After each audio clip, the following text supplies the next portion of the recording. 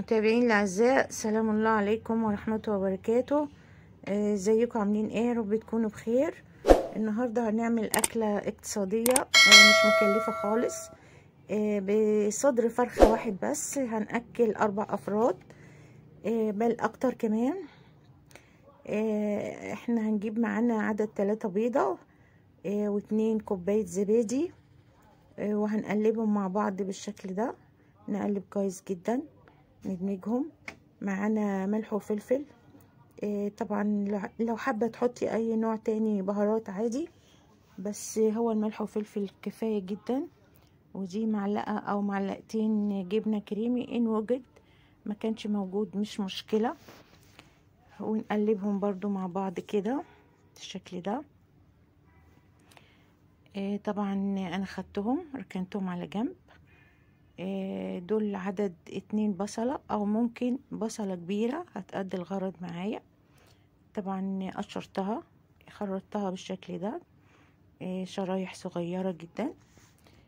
طبعا حطيتهم في صينية معقولة كده، يعني متوسطة الحجم. ومعايا كمان عدد 2 بطاطس تبع الكمية اللي انت محتاجاها. لو عايزة تكتري عادي مفيش مشكلة. البطاطس دي مغسولة، طبعا انا عاملاها طرنشات رقيقة شوية، ما تبقاش سميكة، يعني ما يبقاش فيها سمك جامد. طبعا رصيتهم بالشكل ده في الصينية، نزلت عليهم بملح وفلفل برضو. وطبعا انا كانت عندي صدر الفرخة بالشكل ده، غسلته كويس جدا، وطبعا نقعته في خل وغسلته بدقيق وملح، وقطعته قطع صغيرة، وطبعا حطيته فوق البطاطس والبصل.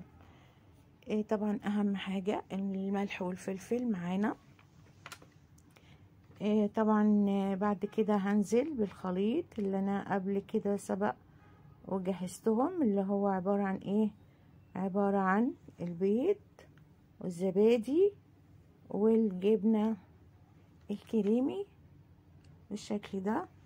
هرشهم بحيث ان انا اغطي مساحة الصينية، ما اسيبش ولا مكان مش عليه صوص او مش جاي عليه صوص بالشكل ده.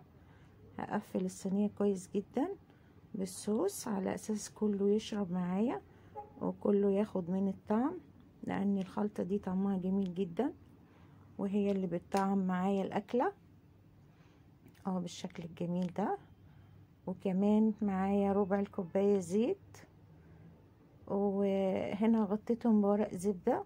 لازم انا بحط ورق الزبدة قبل ما احط الورق الحراري، لان بتبقى صحي. يعني ما عندكيش ورق زبدة عادي ما فيش مشكلة، بس هو صحيا ورق الزبدة بيبقى تحت اللي هو الورق السيلفر.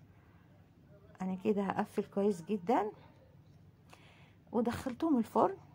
الرف اللي في الوسط على درجة حرارة 200 استوى معايا. الصوص نشف، خرجت الصينية، رشيت رشة موتزاريلا. لو عايزة تكلفي ممكن ترشي اكتر، لو الميزانية مش قوي يعني رشة خفيفة زي كده. وبقوا معايا بالشكل الجميل ده.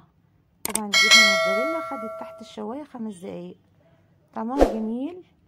وطبعا تأكل 4 أفراد مستريحين، وطبعا مغذية وبالهنا والشفا. اللي يجرب ياريت تجربوها.